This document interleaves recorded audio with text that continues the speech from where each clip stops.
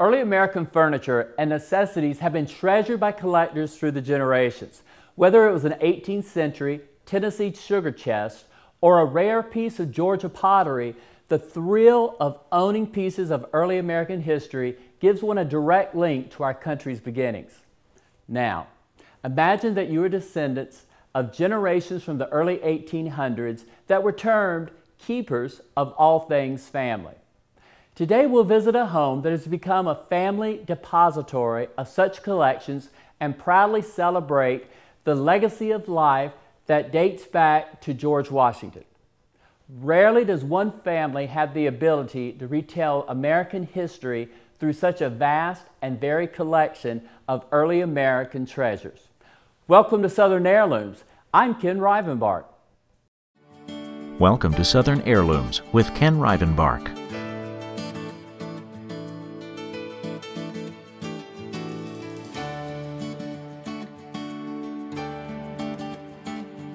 Welcome back to Southern Heirlooms. I'm Ken Rivenbark. Today we're taking a look at a collection of early Americana that has traveled through the family lineage for more than 7 generations. Great-great-great-great-grandfather James Lee came to America from England in 1808. His sister, Anne Lee, stitched this incredible wool embroidery of a floral and fruit still life when she was a lady-in-waiting to Queen Charlotte, the wife of King George III. This would have been stitched around 1800. Her brother, John Lee, also served with the royal family. His miniature oil and ivory portrait is presented beside Anne's artwork. The portrait contains blonde hair rolled at the back of the frame with his initials in 14-karat gold. These items were brought with James Lee on the boat in 1808 from England to America. And that, folks, is just the beginning. The family also can trace their lineage back 10 generations to President George Washington. The home owner would be third cousin, 7 removed, to the president. The owner's great-great-grandparents, John Adams Simonton and Catherine Ann Josie, married in 1843 and had 12 children and lived in Greenville, Georgia, in the house pictured. In addition, they owned 1 slave named Cook. After the Emancipation Proclamation of 1861, Cook made the decision to keep working for the family. She had 1 daughter, Leila. After the death of the Simontons, Cook worked for their son, John Thomas Simonton, and his wife, James Eliza Skelton, named Jimmy or Miss Jimmy. They built a house and furnished it for Cook and Leila near theirs. John deeded the house to Cook and her descendants for as long as they wanted to use it. When Cook got sick, Mrs. Jimmy moved Cook into her home and nursed her until she died. She made a quilt for Cook during her illness. This is the actual quilt made around 1880 to 1890. After Leila died, her daughter and granddaughter were living in Florida and came to the family home and shared with the Simontons that they no longer needed Cook's home. In addition, they presented the family with 4 items that were originally in Cook's house and told the family these are Simonton pieces and they should be with the Simontons. They returned these 4 pieces: a 2-drawer table, candle stand, candle mold, and a bed. These pieces date to the 1870s. When we return, we'll be looking at some fine examples of early period American furniture from the South as well as Massachusetts. The answer to all your car buying questions. Now in the hands of every salesperson at your North Alabama Honda dealer. Saving you lots of time. Folks love the Accord. How many to choose from? 48 today. Pick your favorite color and trim level. Best price? $199 a month. Compare it to a Camry. Take a look. Gas mileage? Up to 36 miles per gallon. That's one giant leap in car sales technology. And it's only at your North Alabama Honda dealer, Huntsville, Decatur, and Florence. Established in 1978, Randy Roper Interiors is the premier interior design firm for residential and commercial projects. The goal at Randy Roper Interiors is to work with each client to create a beautiful, warm, and comfortable space that reflects your individual tastes. Randy Roper Interiors offers one of the largest resource design libraries in Alabama and is located at 311 North Jefferson Street in downtown Huntsville. Randy Roper Interiors, where experience matters. Welcome back to Southern Heirlooms. I'm Ken Rivenbark. The earliest European settlers in America arrived with only the basic provisions to recreate their material existence. Most brought little in the way of furniture beyond a chest, small box, or other simple storage containers. Plentiful American timber made it unnecessary to ship bulky furniture across the Atlantic at a great expense. Thus, the beginning of furniture making was an essential trade in the colonies. Information about furniture in the English colonies indicates that it existed in its simplest forms: stools, benches, tables, cupboards, and a few chairs. This furniture, often made of oak, recalled the tradition of Elizabethan England and was turned and decorated with chipped carving, often finished in earth colors. By the end of the century, pine, maple, and other woods were used. Fashion consciousness soon appeared in the making of the furniture. The box chest was succeeded by the chest of drawers, often placed on a stand with turned legs. Chairs began to replace stools. Small folding tables, cabinets, and tiered dressers to store and display tableware testified to the rapidly increasing standard of comfort among the more prosperous. Carved surface decorations were largely replaced by color through the use of paint, veneers, or inlays of contrasting wood. Furniture in the early Baroque or William & Mary style broke away from the solid, horizontally straight outlines of the preceding era. Chairs became more slender and vertically oriented, with tall backs and gracefully turned posts and legs, while case pieces were lifted off the floor and precariously supported on delicately turned legs. The new height was made possible by an interlocking technique known as dovetailing, in which the case sides and front were fastened with interlocking joints that resemble in shape the tail of a dove. Dovetailing allowed for the use of thinner boards and lent itself to lighter, more vertically oriented construction. New specialized furniture forms such as dining tables, high chests, desks, and easy chairs reflected a growing concern for comfort and luxury in the early 18th century. Craftsmen trained in the technique of dovetailing and veneering came to be known as cabinet makers. This was the first time this term was known to be used. The first early American example I want to share with you is an incredible William & Mary chest of drawers. Come with me, let's take a look. This William & Mary chest of drawers is a period piece from Massachusetts and dates from the 1690s to 1720s. In its most developed form, the proportions of the William & Mary high chest became more refined and better expressed the Baroque ideals of height and order. A strong cornice, mid-molding, and stretcher horizontals are balanced by bold vertical lines of base. The upper case is nearly square. Each drawer is bordered with veneer banding. Each drawer opening is framed by double arch molding. The center drawer relates visually to the top row drawers. Lower case is in proportion to upper case dividers. Outside drawers echo the same portion of the base.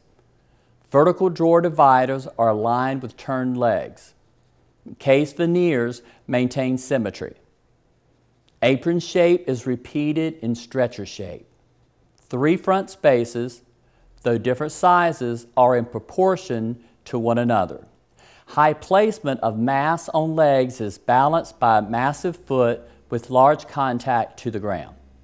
This next piece of incredible furniture is this blanket chest on drawers. It is made of pine wood. It is American. It's from the middle section of Massachusetts and dates to the 1760s. This is part of the Hollister family collection. It's a fine country Queen Anne 2-drawer blanket chest with 3 false drawers, all outlined with double arch molding. Popular in original red paint stain under a thin coat of old shellac or varnish. It holds its original moldings and original brass handles. The next piece I want to share with you is this beautiful southern North Carolina hunt board. It is made of pine wood and dates to the late 1700s. Hunt boards were used When men would come in from hunting, they would lay the game on the board ready to be cleaned. Next, we have a beautiful Southern Tennessee sugar chest. It is made of cherry wood and dates to the late 1700s. It has an honest repair. By that I mean the restorer did not try to hide the repair, so you can see exactly where it is. The Southern cherry wood sugar chest on stand is made of the Sheraton style.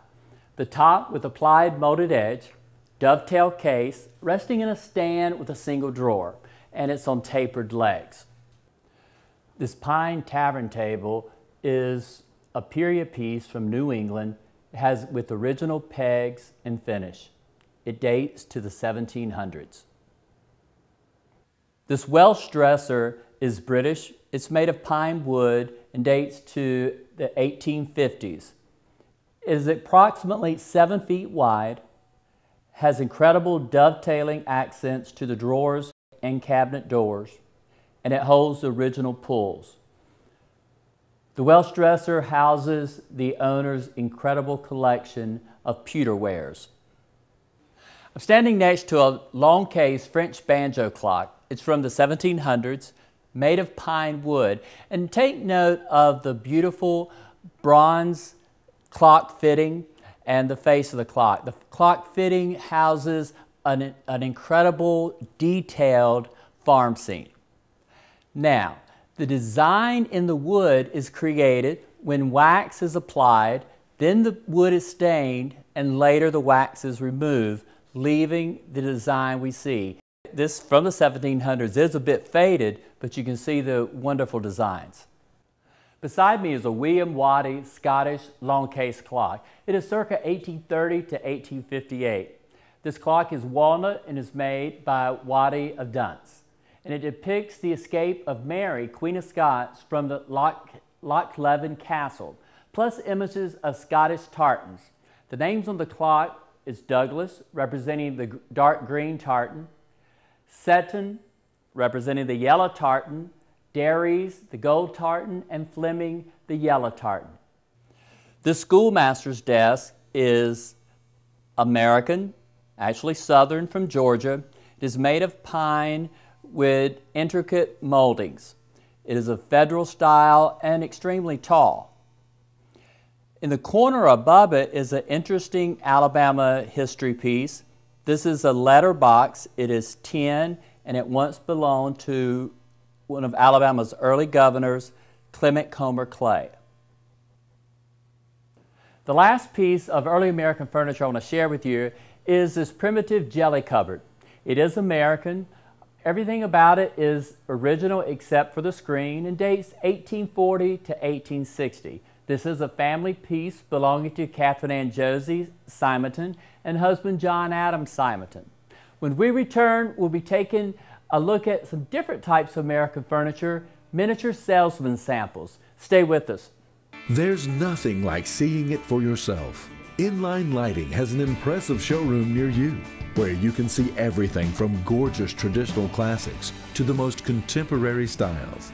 Our certified lighting specialists are educated to help you find the perfect fixture for any space. Love your current lighting but want to save energy? We can help you there too. Inline Lighting, always open at inlinelighting.com. Open up the door, take a step outside, feel the sunny warmth and close your eyes. Happiness is right here, right now.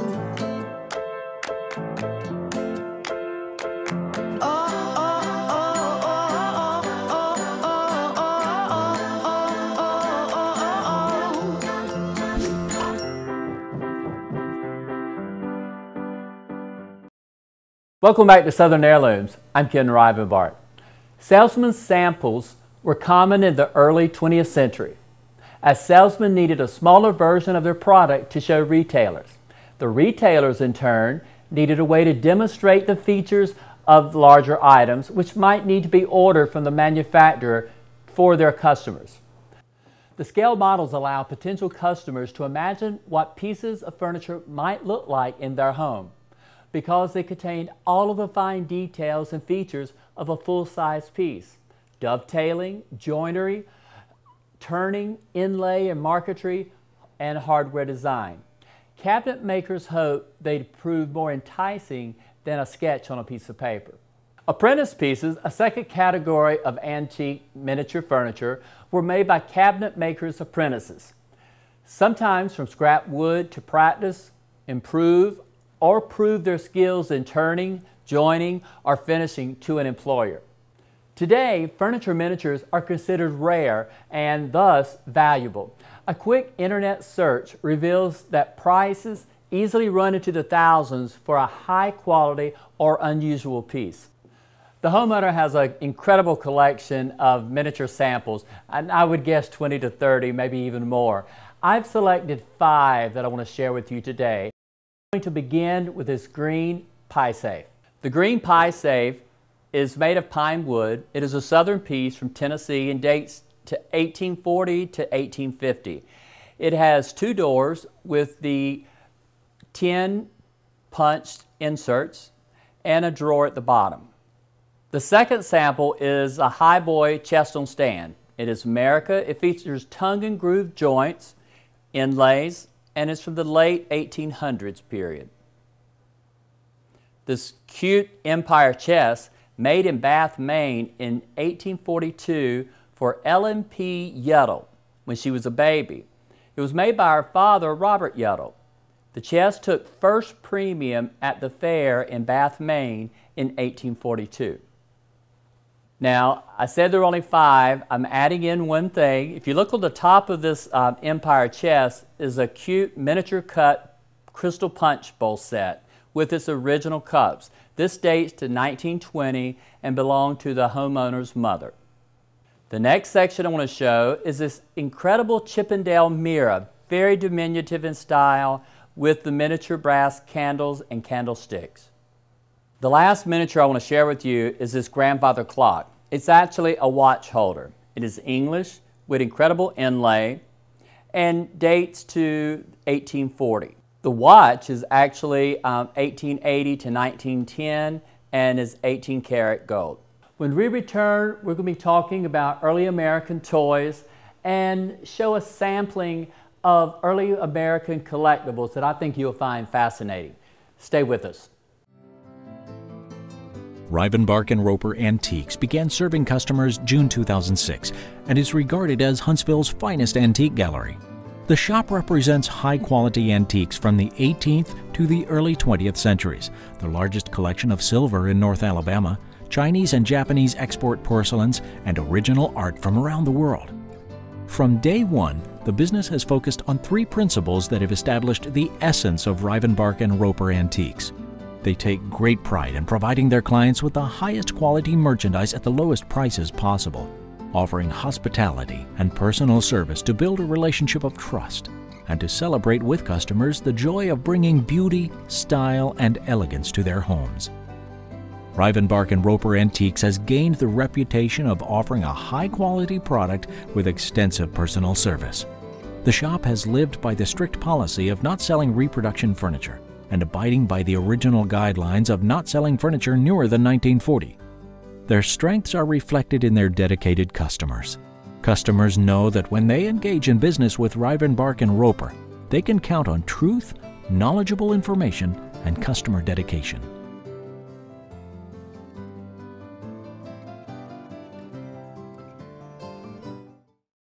The following advertisement is proudly sponsored by Moss Lumber Company of Gurley, Alabama. A New Leash on Life helps thousands of homeless animals each year find a forever home.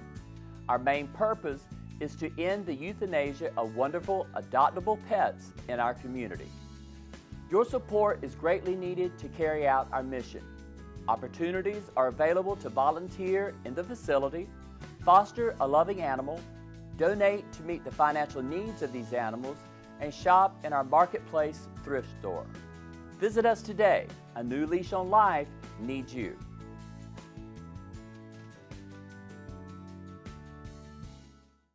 Welcome back to Southern Heirlooms. I'm in the floor, and I'm enjoying being with a group of early American toys. And the first I want to tell you about is this incredible Steiff bear on wheels. It dates 1900 to 1920. It's a full-body bear with glass eyes on a metal wheel framework. It retains its original stiff button in its ear, and it has a growler. You're going to have to listen closely. I love it.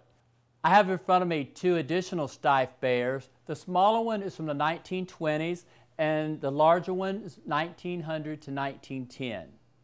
The larger stiff bear with the pink ribbon was a gift to Dorothy, the mother of our homeowner. To the right of me are two Alabama dolls. Elegant Smith Doll Company produced the Alabama Indestructible dolls, also referred to as the Alabama Baby Doll or Ella Smith dolls, from 1904 to 1932 in Roanoke, Alabama. The all-cloth dolls were 12 to 27 inches tall. They have a molded face with oil-painted facial features. Early dolls have applied ears, and later dolls, the ears were molded. They were wigged or painted hair, and they had jointed cloth bodies. Most dolls have painted stockings with painted shoes in black, bright blue, brown, or pink, but some dolls have feet with stitched toes.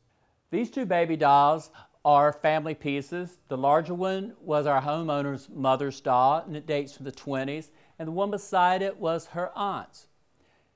They are resting comfortably in a period English oak baby cradle dating from the mid to late 1500s.